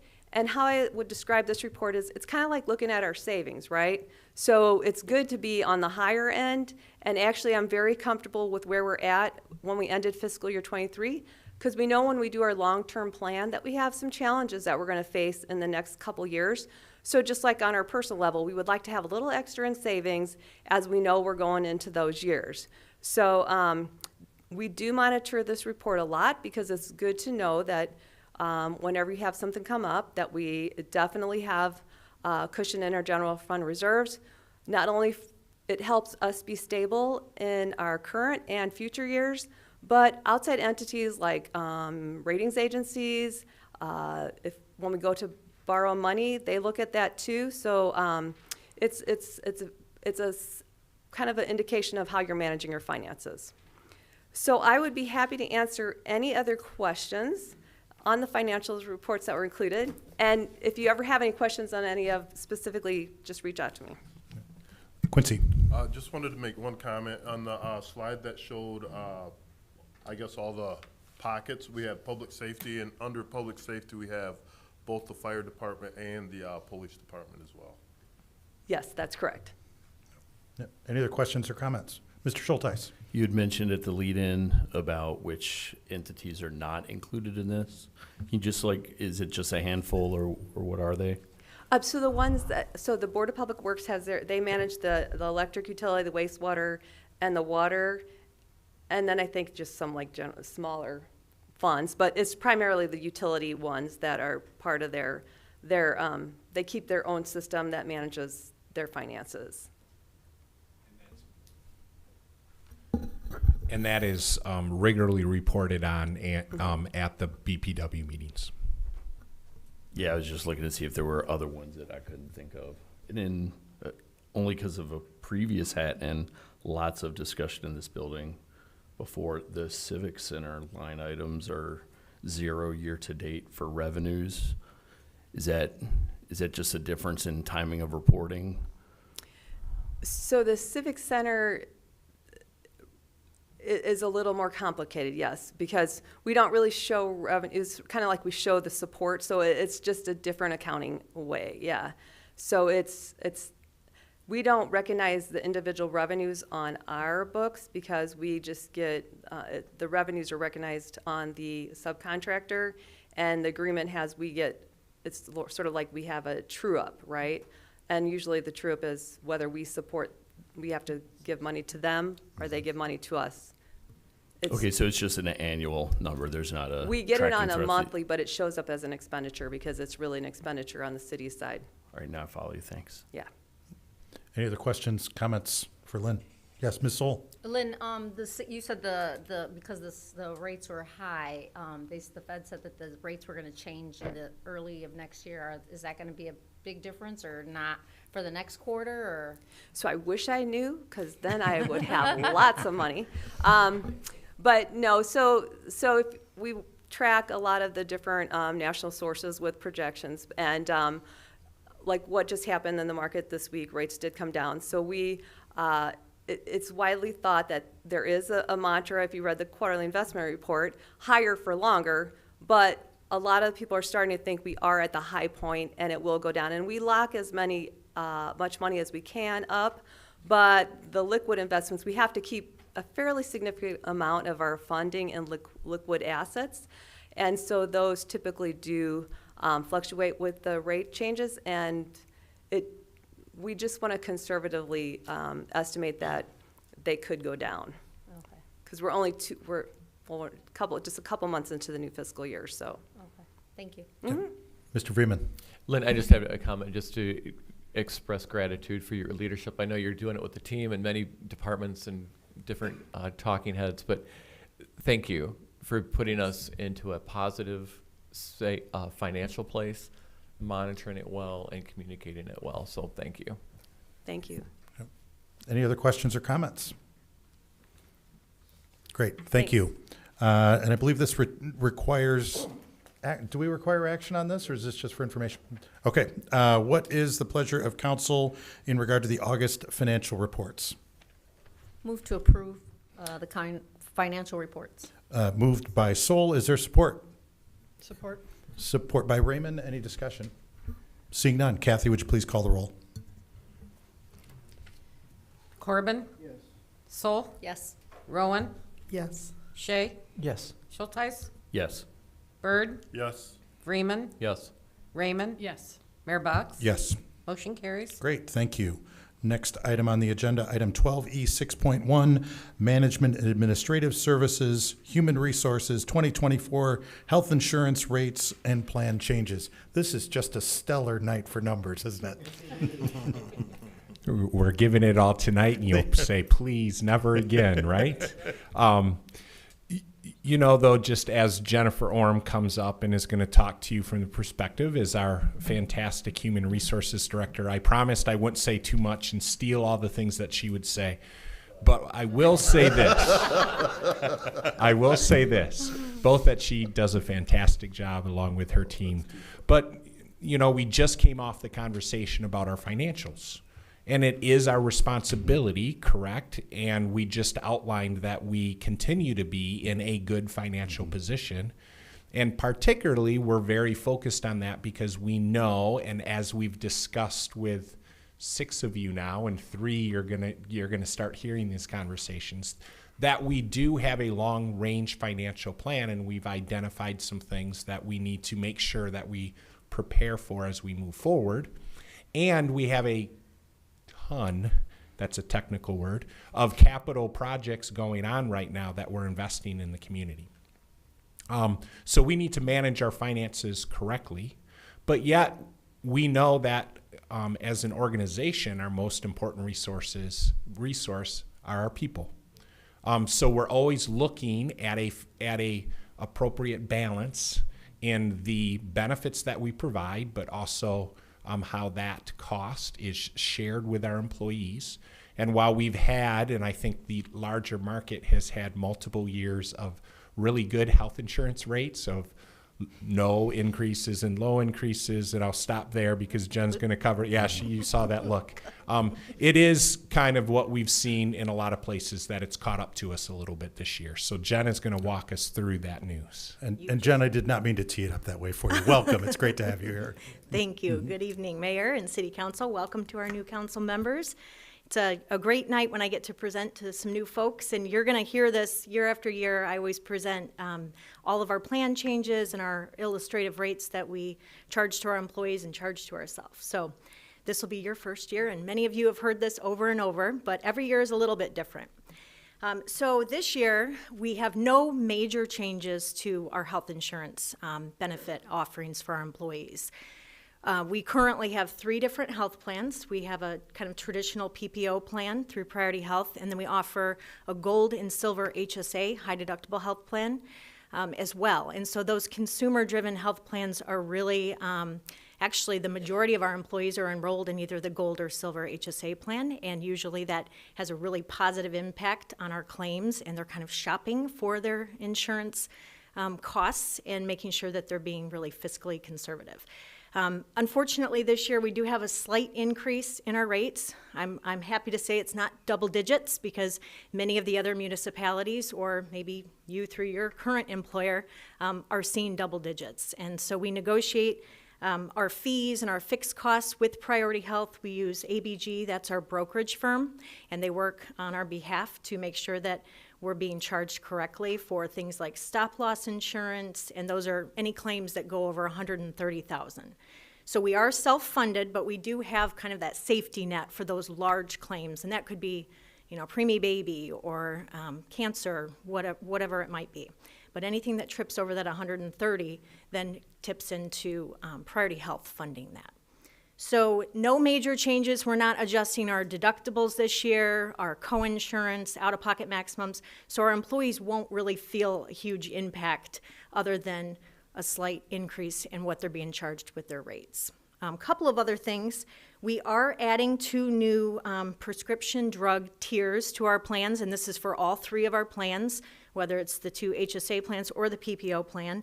We're really kind of catching up to a best practice of not just having generic and brand name, which we've had for many, many years, but now we're going to have a specialty copay and also non-preferred brand.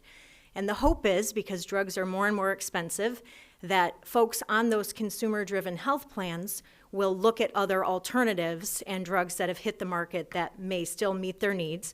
But if there isn't a drug, they still aren't going to be paying too high of a copay or a cost when they're at the pharmacy.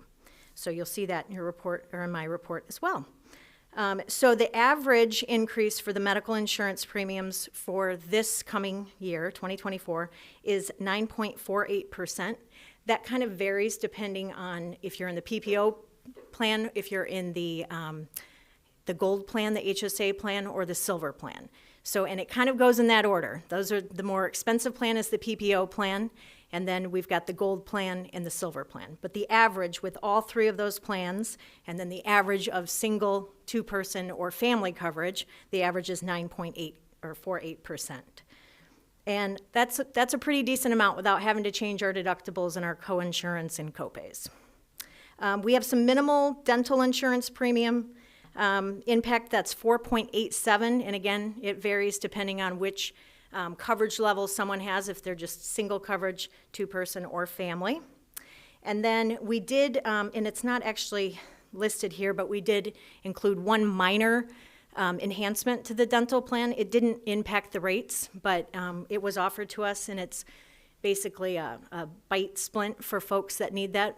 In previous years, it's always been 1 per member per lifetime, which is kind of, it doesn't seem right. So now it's 1 per member every 5 years, they can get a new bite splint. So that's one small change and enhancement to the dental plan. And then the vision plan, this might look kind of drastic when you see that range of 3.25 to 37.69%. But if you look at the actual rates of what our vision insurance is being charged, it's very minimal. And so if somebody had family coverage under our vision plan, the most that they would be paying is $3.70 more a paycheck, which comes out a little bit less than $100 a year. Now, the good news is we've really enhanced the vision plans so that now they have more of an allowance when they're getting new lenses, or if they're getting new frames, or if they're getting contacts. I'm sorry, not frames, lens and contacts. So if a family, if there's two people that needed to get new glasses, new lenses, it would actually be, they'd be breaking even because we've increased the allowance by $50 per person. So that's good news.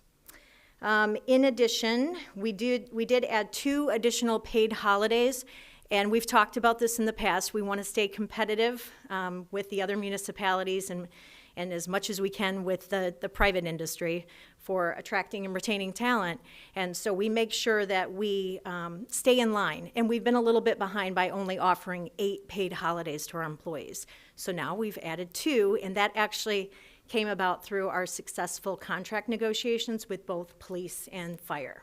That happened earlier this year.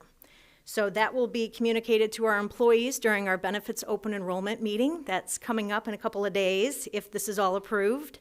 And all of these benefits would be effective January 1st, 2024.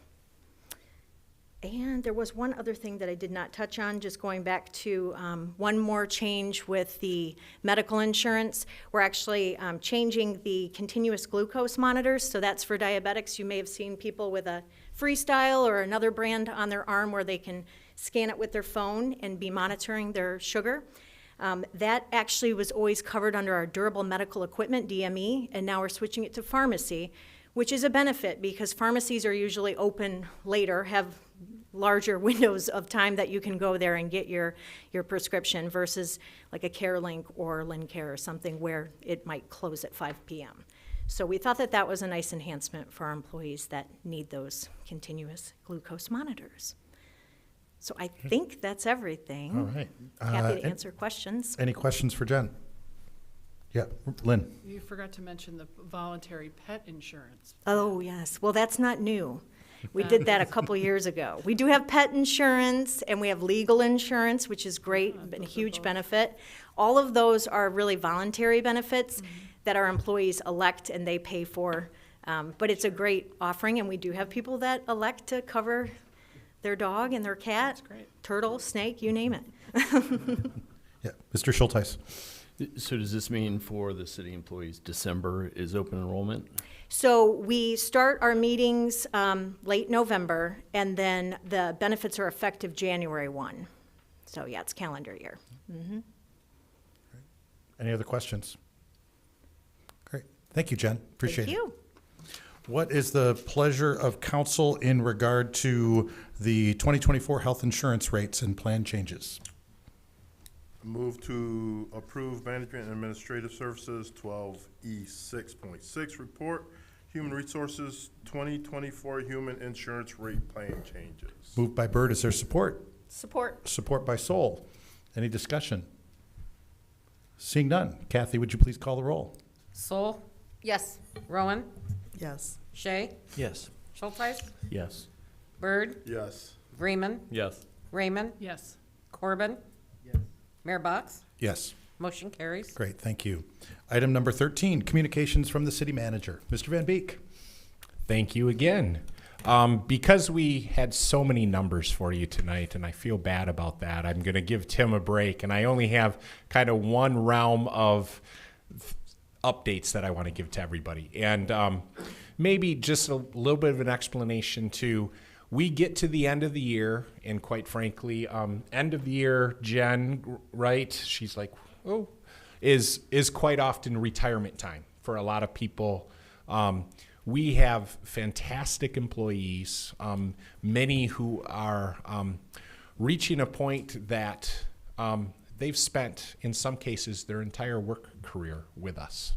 I think we're not atypical from other places that some people maybe delayed some of those retirement decisions through COVID and all the rest, but I'm sure many of you have heard that we do have quite a few employees this year that are stepping away, and I certainly, it's not my intent to name all of those in this setting, but some that you've heard about tonight even is Amy Sasimoto, our DDA coordinator, which you knew when she was making presentations not so many months ago that we have hired and have announced that Jeff Genova has taken that position. We're excited about that hire, and we're sad to see Amy go.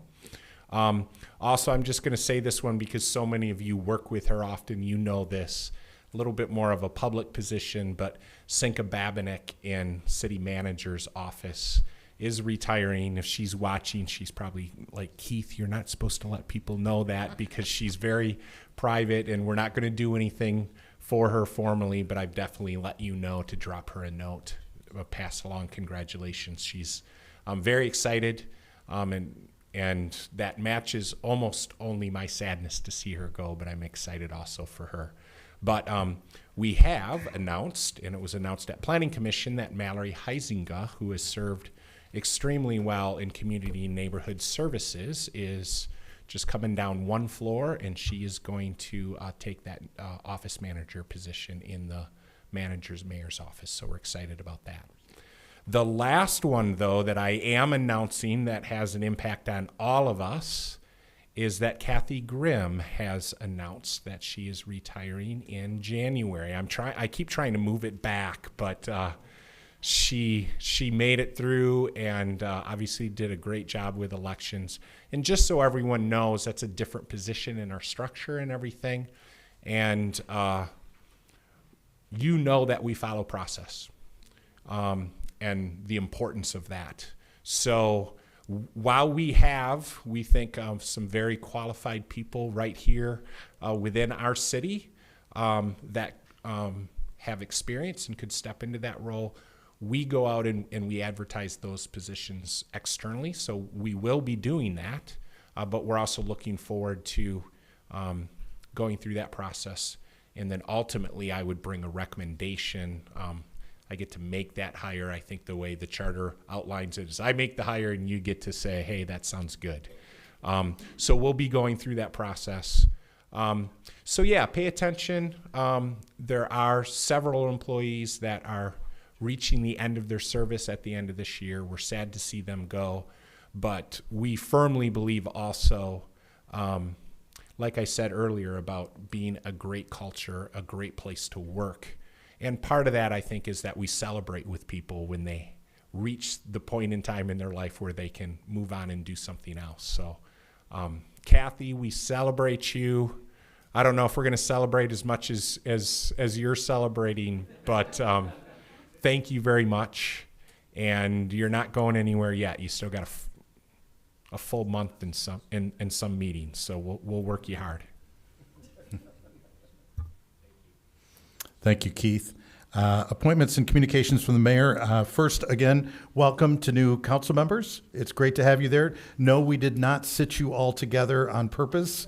That's just kind of the way that it works out with the ward structure. It's great to have you here. You've made it almost all the way through your first meeting, so hopefully you'll decide to come back and join us again in 2 weeks. It's great. It is absolutely great to have you here, and congratulations, Councilmember Raymond, on your reelection as well. And I'm going to have to get used to looking to the right to see you since you have switched seats for us. Also want to mention that council members, you may or may not have noticed the amount of Christmas paraphernalia that is sitting on your desk in front of you. That is for the Parade of Lights, which will be taking place on November 28th at 6:30 p.m. We do have a float that city council members and their families, yes, Miles Schulteis, you are invited to join us on the parade float. And as Mr. Vreeman said earlier, there may be some competitive yelling that takes place among council members. It's always a great evening, lots of great lights, lots of folks coming out, guaranteed to be fantastic November weather, whatever that may be. There's always a wide range, but we invite people to come and join us for that. And council members, please do take lights and hats and other things to have a wonderfully festive evening. And I do have one appointment to a board, committee, or commission tonight, a name that you are all familiar with, somebody who just can't get community service to the people of the city of Holland out of his blood.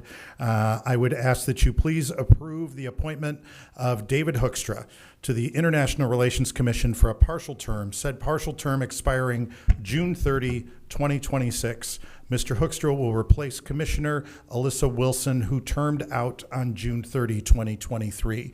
And I would ask for a motion in that regard. So Mr. Mayor Corbin, would Yes. you like to do Would- that? I would love to be able to do that, if That- that's that okay, would be Mr. fine. Corbin. You know Go what? ahead, That would sir. be. Go right ahead. Yes. Yeah, I Mr. would Shea, like to- you're recognized, sir. I would move that we approve the appointment of David Hoekstra to the International Relations Commission. Moved by Shea. Is there support? Absolutely. Absolutely. Was that support, or did you just say you wanted to support? Okay, support by Rowan. Let the record reflect. Moved by Shea, supported by Rowan. Any discussion?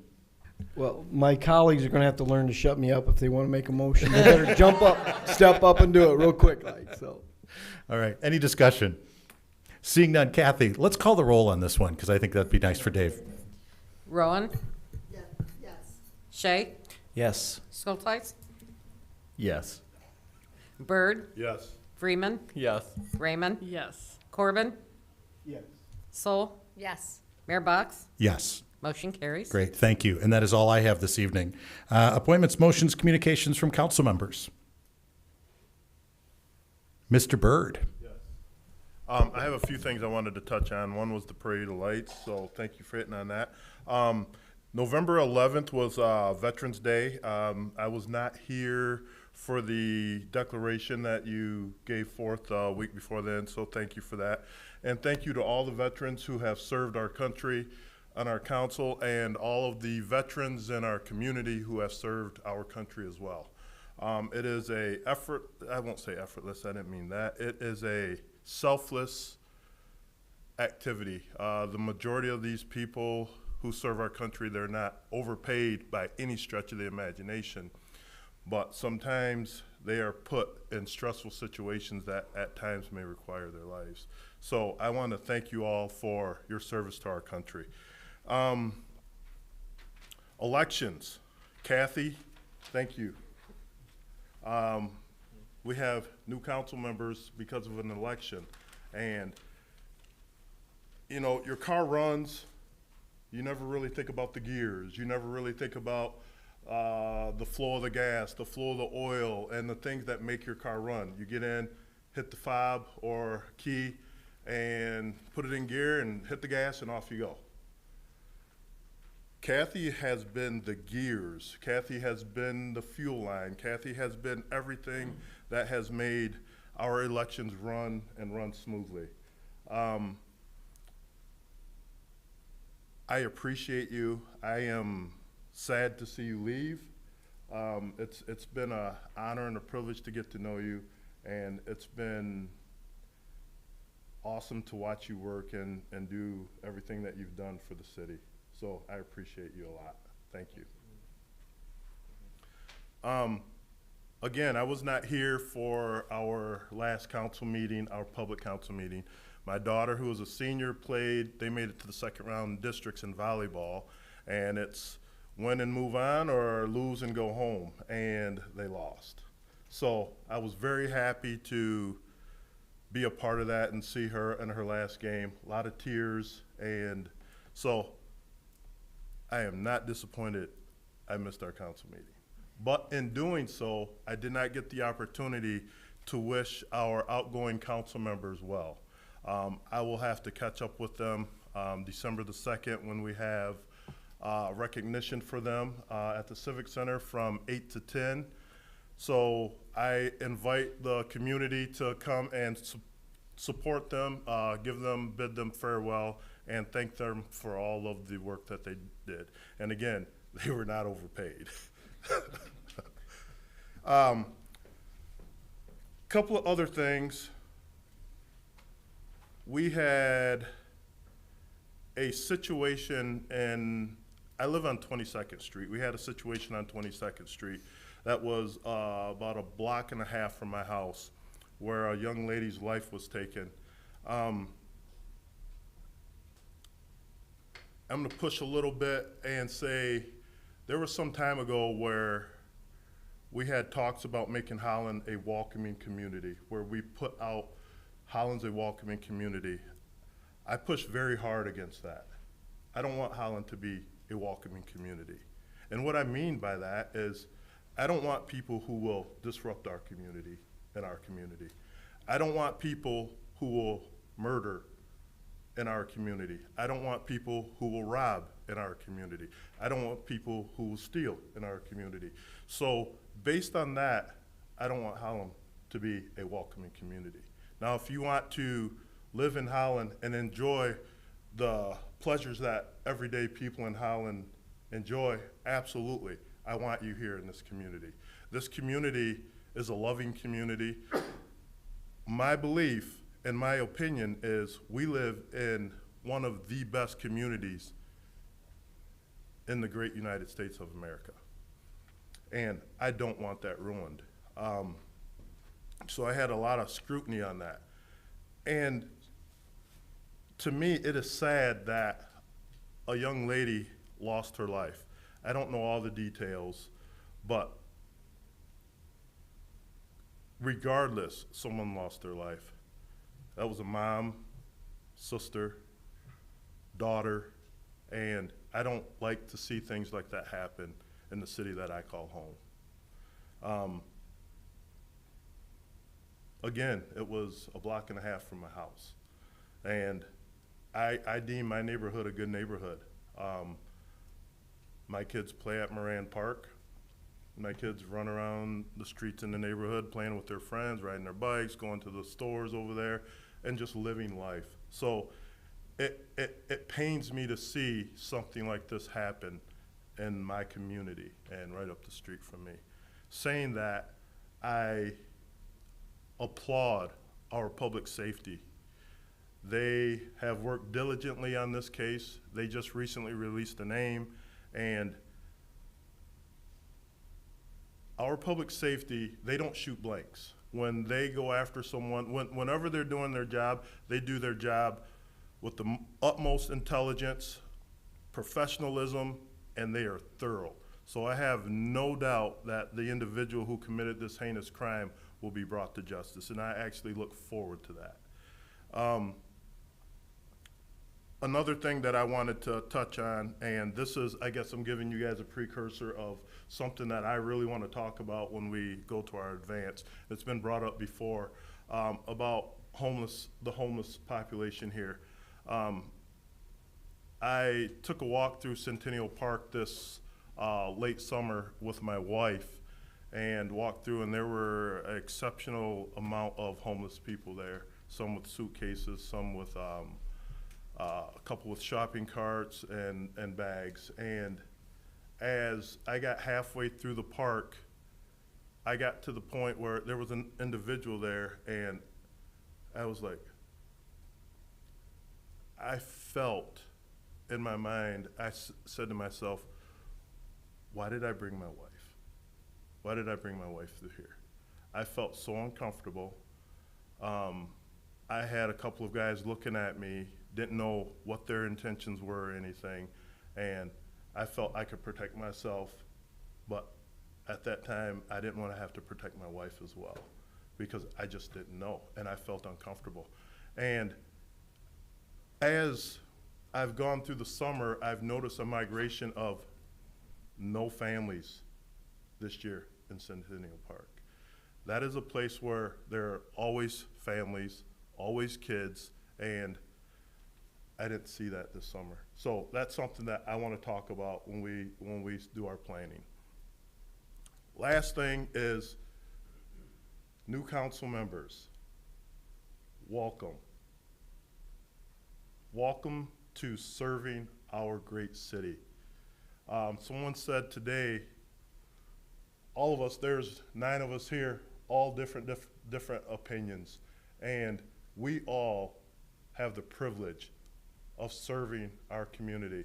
Everyone here has a different opinion about different things, but the core thing that we all have is we love Holland, and we are servants to the people and to the city of Holland. So I want to welcome you. I thank you for putting your names in the hat, because it sucks campaigning. It is not fun. And people don't understand that unless they've done it, right? It's one of those things where it's like, you can't describe it to anybody. You just, after someone goes through it, then you can relate to them. That's really about it. And congratulations to Lynn, and congratulations to Nathan for being reelected. And we're off. We have another few years, and I look forward to it. Congratulations. Thank you, Quincy. Any other motions, communications from council members? Seeing none, just one more motion I would entertain at this time.